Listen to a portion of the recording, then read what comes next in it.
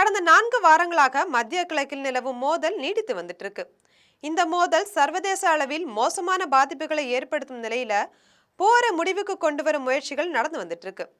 இதற்கிடையே மோதலை முடிவுக்கு கொண்டு வர 7 அம்ச கோரிக்கையை ஈரான் முன் வச்சிருக்காங்க. இது பற்றி ஜெம் தொலைக்காட்சி வழங்கும் சிறப்பு செய்தி தொகுப்பை இப்போது பார்க்கலாம்.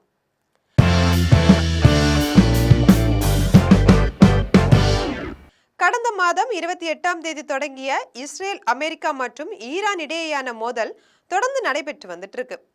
ஈரானில் காமேனி கொல்லப்பட்டதை தொடர்ந்து ஈரான் பதிலடி கொடுத்து வருவதால போர் முடிவுக்கு வருவதா தெரியவில்லை.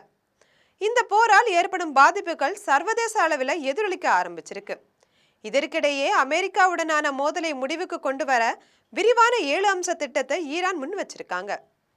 மத்திய கிழக்கில் மோதலை முடிவுக்கு கொண்டு வர இந்த 7 விஷயங்களையும் கட்டாயம் செய்ய வேண்டும் என்றும், இதில் எந்த ஒரு சமரசமும் செய்து கொள்ள முடியாது என்றும், அது மட்டும் இல்லாம பிராந்தியத்தில் மீண்டும் அமைதியை ஏற்படுத்த இதுதான் ஒரே வழி எனவும் ஈரான் திட்டவட்டமா கூறியிருக்காங்க.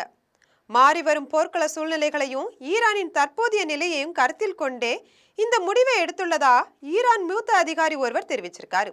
அந்த 7 அம்சங்கள் என்ன என்பதை இப்போது பார்க்கலாம். தற்காலிக போர் நிறுத்தத்தை ஒப்புக்கொள்ள முடியாது.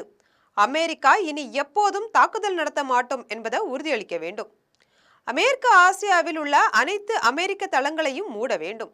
இது அமெரிக்க இராணுவத்திற்கு விடுக்கப்பட்ட நேரடி சவாலாக இருக்கும். அனைத்து பிராந்திய மோதல்களையும் முடிவுக்கு கொண்டு வர வேண்டும்.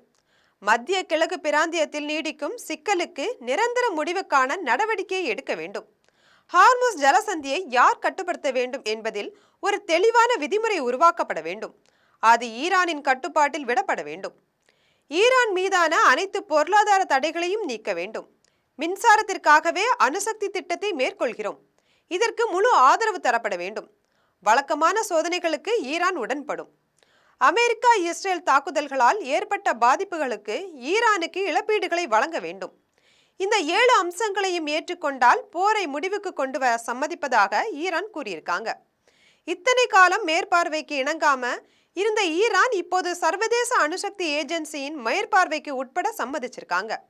அதற்கு இணங்கி தனது அணுசக்தி திட்டத்தின் அம்சங்களை மேற்கொள்ள ஈரான் சம்மதம் தெரிவிச்சிருக்காங்க. இது போரை முடிவுக்கு கொண்டு வருவதில் முக்கிய திருப்பமா அமையும்னு பார்க்கப்படுது.